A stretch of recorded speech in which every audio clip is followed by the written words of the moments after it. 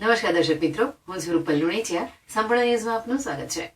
Palanpur traffic સમસ્યા દિન પ્રતિદિન વધી રહી છે અને આ વિકરાળ પ્રશ્નોના કારણે કેટલાય લોકો અકસ્માતને ભેટ્યા છે.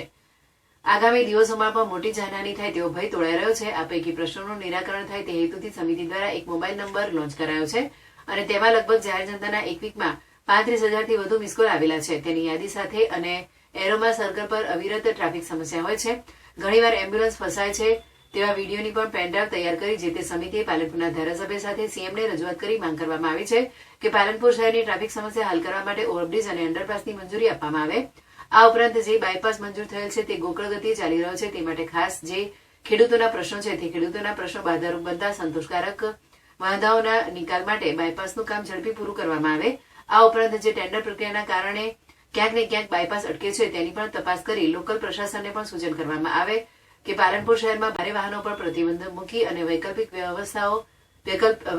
રસ્તાઓ પર ડાયવર્ટ કરવામાં આવે અને શહેરના રસ્તાઓ પર જે નડતરૂપ બાધાઓ છે તે દૂર કરી રસ્તાઓ ખુલ્લા કરવામાં આવે. આ અંગે સીએમ કક્ષાએથી કહેવામાં આવ્યું હતું. જિલ્લાના પ્રશાસનને બોલાવીને સર્કલ પર ભારે વાહનો પર પ્રતિબંધ મુકાય તેનું જાહેરનામું બહાર પાડી અને બાયપાસનું કામ ઝડપથી પૂરું થાય તે માટે સરકાર કટિબદ્ધ છે. જરૂર પડે અંડરપાસ અને બ્રિજ પણ બનશે.